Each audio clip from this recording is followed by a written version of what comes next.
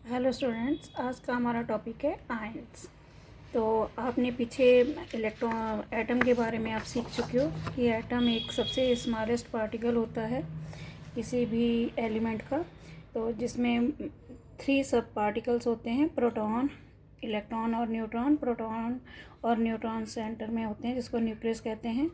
और प्रोटॉनों को हम नंबर ऑफ प्रोटॉन्स को एटॉमिक नंबर भी कहा जाता है। और ये इसके चारों ओर इलेक्ट्रॉन जो होते हैं वो अलग अलग शेल्स में चक्कर लगाते हैं। और वो कौन से फार्मूला है 2n²। और बाहरी शेल में जितने भी इलेक्ट्रॉन्स होते हैं उसको वैलेंस शेल कहते हैं, वैलेंस इलेक्ट्रॉन कहते हैं, और शेल को वैलेंस शेल कहा जाता है। अब हमने देखना है, हमने वैलेंसी सीख चुके हैं कि वैलेंसी करने से वैलेंसी कैसे निकाली जाती है। तो एक बार दोबारा से आप देखें नोबल गैसेस ये हैं हमारी 5 नोबल गैसेस हैं। इसमें यदि हीलियम को छोड़ दिया जाए तो सभी गैसेस की जो है शेल कंप्लीट है और बाहर वाली आउटर मोस्ट शेल में 8 इलेक्ट्रॉन है। जब 8 इलेक्ट्रॉन पूरे हो जाते हैं तो उसको रूल को हम कहते हैं ऑक्टेट रूल। और ये हीलियम की एक ही शेल है, इसमें 2 एटॉमिक नंबर इसका 2 है, तो इलेक्ट्रॉन भी 2 ही हैं इसके, मतलब जितने प्रोटॉन भी 2 हैं तो जितने प्रोटॉन होंगे उतने ही इलेक्ट्रॉन होंगे एटम में। क्योंकि एटम एक न्यूट्रल होता है, ना उस पर पॉजिटिव चार्ज होता है ना नेगेटिव चार्ज होता है। तो हर जो भी एक्टिव एलिमेंट है वो इनएक्टिव बनने के लिए वो अपनी नियरेस्ट नोबल गैस जैसा कन्फिग्रेशन लेना चाहता है। तो जब भी वो इलेक्ट्रॉन को लूज़ करता है तो गेन करता है तो उस पर एक चार्ज आ जाता है। जैसे वो यदि गेन करेगा किसी से इलेक्ट्रॉन तो क्या करेगा, उस पर नेगेटिव चार्ज एक्स्ट्रा आ जाता है। और यदि वो लूज़ करता है तो उस पर पॉजिटिव चार्ज आ जाता है। देखिए कैसे, सोडियम देखिए, सोडियम जो है वो कौन से नंबर पे आ रहा है, 11 नंबर पे आ रहा है। देखिए ठीक है, तो इसका एटॉमिक नंबर 11 हो गया, प्रोटॉन्स भी 11 हो गए और इलेक्ट्रॉन्स भी 11 हो गए। जब इलेक्ट्रॉन्स 11 हो गए तो इलेक्ट्रॉनिक कन्फिग्रेशन 281 हो गया। आउटर मोस्ट शेल में 1 इलेक्ट्रॉन है तो वो नियॉन जैसा बनना चाहेगा 28, तो इसलिए 1 इलेक्ट्रॉन क्या करता है, वो लूज़ कर देता है। तो उसकी एक शेल कम हो जाती है और उसके 2 शेल्स बन जाती हैं और वो बन जाता है, उसको हम कहते हैं, जब 2 शेल बन गई कंप्लीट हो गई है तो हम उसको सोडियम आयन कहेंगे, जिस पर हमने पॉजिटिव का निशान लगाया, इसको पढ़ेंगे सोडियम आयन। इसी तरह क्लोरीन देख लीजिए, क्लोरीन जो है वो किसके नोबल गैस, कौन सी नोबल गैस के ज़्यादा नज़दीक है, आर्गन। नोबल गैसेस की वैलेंसी जो होती है वो 0 मानी जाती है।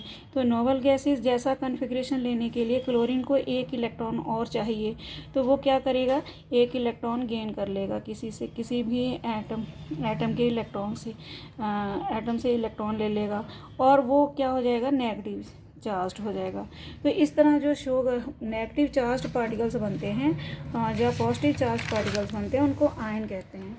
तो आयंस क्या हैं, the charge species are known as ions. तो आयंस भी 2 तरह के होते हैं, एनायन और कैटायन। तो negatively charged ions is called an anion. For example chlorine का आपको मैंने एग्ज़ाम्पल दी है, उसको जब क्लोरीन 1 इलेक्ट्रॉन क्या कर देता है, गेन कर लेता है, तो उस पर कौन सा चार्ज आ जाता है, नेगेटिव चार्ज आ जाता है और वो बन जाता है क्लोरीन से क्लोराइड। तो क्लोराइड, जब हम इसको क्लोरीन आयन पढ़ेंगे जहाँ क्या पढ़ेंगे, क्लोराइड पढ़ेंगे। इसी तरह ब्रोमीन से ब्रोमाइड बन जाएगा, इसी तरह नाइट्रोजन से नाइट्राइड बन जाएगा। तो एनायन क्या होते हैं, नेगेटिवली चार्ज्ड पार्टिकल्स होते हैं। और कैटायंस क्या होते हैं, पॉजिटिव चार्ज पार्टिकल्स होते हैं।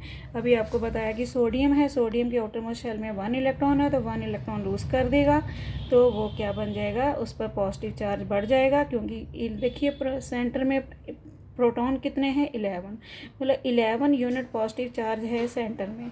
और जब वो लूज़ कर देता है तो रह जाता है फिर 10 नेगेटिव चार्ज, और 10 है नेगेटिव चार्ज कम हो गया और पॉजिटिव चार्ज बढ़ गया, इसलिए सोडियम आयन बन गया। अब positively charge ion is called an cation.